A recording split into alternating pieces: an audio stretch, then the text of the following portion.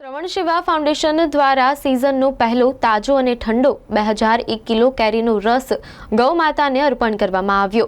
9 કેરી છલકાઈ ગઈ હતી, જ્યારે ગૌ માતા છાલ અને ગોટલીના નહીં પરંતુ કેરીના રસના હકદાર છે, તેમ નીરવ ઠક્કરે કહ્યું હતું। વડોદરાના શ્રવણ સેવા ફાઉન્ડેશન દ્વારા સતત બીજા વર્ષે મોટા પાયે આયોજન કરતા ગૌ માતા અને નંદીજી મહારાજને 2001 કિલો તાજો અને ઠંડો કેરીનો રસ પીરસ્યો। ગૌશાળાની તમામ 9 કેરી ને કેરીથી ભરી દેવામાં આવ્યા છે, જેના અંતમાં ગૌ માતા તથા નંદીજી મહારાજે અંતે કેરી સફાચટ કરી દીધી હતી। આ તકે નીરવ ઠક્કરે જણાવ્યું કે ગૌ માતા કેરીની છાલ અને ગોટલી નહીં પરંતુ કેરીના રસના હકદાર છે।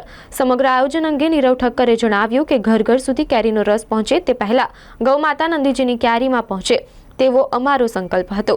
વીતેલા સપ્તાહથી આ કાર્યક્રમનું આયોજન ચાલી રહ્યું હતું। સારી ક્વોલિટીની કેરી ખરીદવાથી લઈને ગૌ માતા નંદીજી આરોગ્ય ત્યાં સુધી કેરીનો રસ ઠંડો રહે ત્યાં સુધીના કાર્યક્રમમાં યોગ દીપસિંહ જાડેજા, દીપ પરીખ તથા 20 જેટલા શ્રવણ સેવકોએ દિવસ રાત જોયા વગર મહેનત કરી છે। સામાન્ય રીતે આપણે રસ કાઢ્યા બાદ કેરીના ગોટલા અને તેની છાલ ગૌ માતાને ધરાવીએ છીએ, પરંતુ મારું માનવું છે કે ગૌ માતામાં 33 કોટી દેવી દેવતાઓ વાસ કરે છે અને તે તાજા અને ઠંડા કેરીના રસના હકદાર છે। આ મામલે આપણે આપણી માનસિકતા બદલવાની જરૂર છે, તેમ નીરવ ઠક્કરે જણાવ્યું હતું।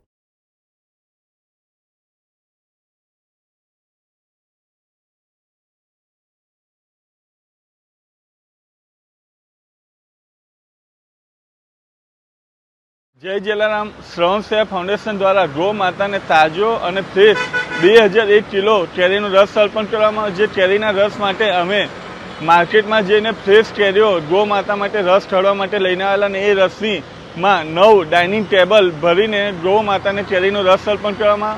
गौ माता ने 33 कोटी देवी देवतानो वास छे। हमेशा गौ माता माटे आपणे रोटला અને કેરીના છુલકા ખાવા માટે નથી, ગૌ માતાને આપણે કેરીનો રસ બી પીવડાવી શકીએ, કારણ કે ગૌ માતામાં 33 કોટી દેવ દેવતાનો વાસ છે। જય જલારામ।